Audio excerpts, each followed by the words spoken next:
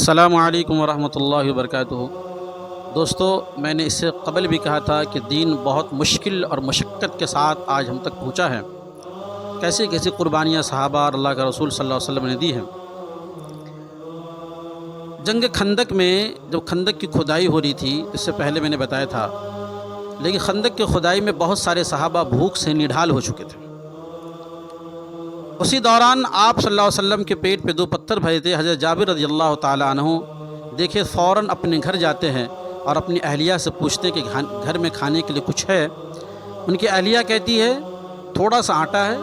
بکری کا چھوٹا سا بچہ ہے۔ حضرت جابر رضی اللہ تعالیٰ عنہ کہتے تم تیاری کرو، ادھر اللہ کے رسول صلی اللہ علیہ وسلم کے کان میں جا کے کہتے ہیں اللہ کے رسول آپ اور 1-2 ساتھی کو اور لے لے اور میرے گھر میں آپ کی دعوت ہے۔ اللہ کے رسول صلی اللہ علیہ وسلم جیسے سنا آپ نے، جتنے لوگ وہاں پہ شریک تھے تمام لوگوں کو اعلان کر دیا کہ تمام لوگوں چلو جابر کے گھر میں دعوت ہے۔ اب حضرت جابر رضی اللہ تعالیٰ عنہ گھبرا رہے کہ چند لوگوں کی 2 لوگوں کی میں نے دعوت کی تھی، یہاں تقریباً 100 سے زائد افراد ہے، اتنے کم کھانا میں کیسے کھائیں گے؟ بہرحال تمام صحابہ اللہ کے رسول جب پہنچے وہاں، اللہ کے رسول صلی اللہ علیہ وسلم نے حضرت جابر رضی اللہ تعالیٰ عنہ سے کہا کہ جو گوشت بن رہا ہے ہانڈی مجھے دکھاؤ، اور آپ صلی اللہ علیہ وسلم اپنا لعاب اس ہانڈی میں ڈال دیتے ہیں اور آٹے میں تھوڑا لعاب ڈال دیتے ہیں۔ اب کہتے ہیں کہ ہانڈی کو کھولنا مت،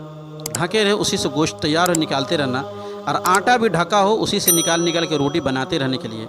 اسی طریقے سے کھانا بنتا رہا، 10 افراد کی جماعت گئی اور بالکل پیٹ بھر کے کھا کے نکلتے، 10 لوگ جاتے کھا لیتے، پھر وہاں سے نکلتے، پھر 10 لوگ جاتے کھاتے۔ اسی طریقے سے تقریباً 100 افراد جو ہے، غالباً 100 افراد تھے، کھانا کھائیں، اور اس کے بعد کھانا کھا لینے کے بعد آپ صلی اللہ علیہ وسلم نے کہا حضرت جابر رضی اللہ تعالیٰ عنہ سے، جابر آپ تم اور تمہارے اہل و عیال سب مل جل کر جاؤ، کھا لو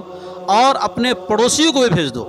اتنے مختصر سے کھانے میں اللہ کے رسول کا معجزہ، اتنے سارے لوگ کھائیں، گھر کے افراد بھی کھائیں اور پڑوسیوں کو بھی حضرت جابر رضی اللہ تعالیٰ عنہ بھیج دیے۔ حضرت جابر کہتے کہ کھانا جو بچا تھا اس میں کھانا یوں ہی بچا تھا، میں نے اپنے پڑوسیوں کو بھیجا، اپنے گھر کے عیال بھی کھائیں اور سارے لوگ کو میں نے بھیج دیا۔ یہ اللہ کے رسول صلی اللہ علیہ وسلم کا معجزہ، چھوٹا سا بکری کا بچہ،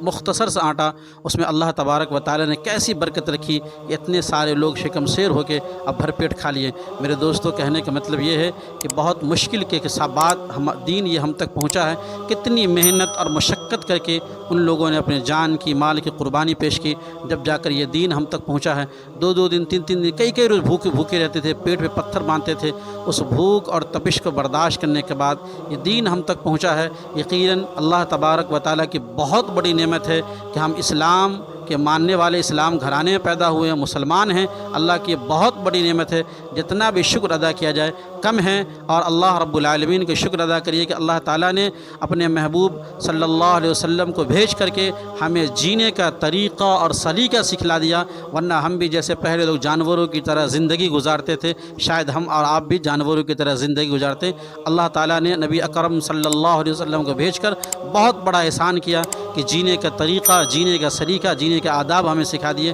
اسے نبی کا حق یہ ہے کہ ان پہ ایمان لایا جائے، ان کی باتوں کو مانا جائے، ان کی دین کی نصرت کی جائے، ان کی عزت اور تکریم کیا جائے، اور ان کے بتائے طریقوں کو لوگوں کو بتایا جائے، سمجھایا جائے، عام کیا جائے، خود بھی عمل کیا جائے، جب جا کر دنیا اور آخرت دونوں میں ہم سرخرو کلائیں گے، ورنہ اللہ رب العالمین کے ہم سب کا مواخذہ۔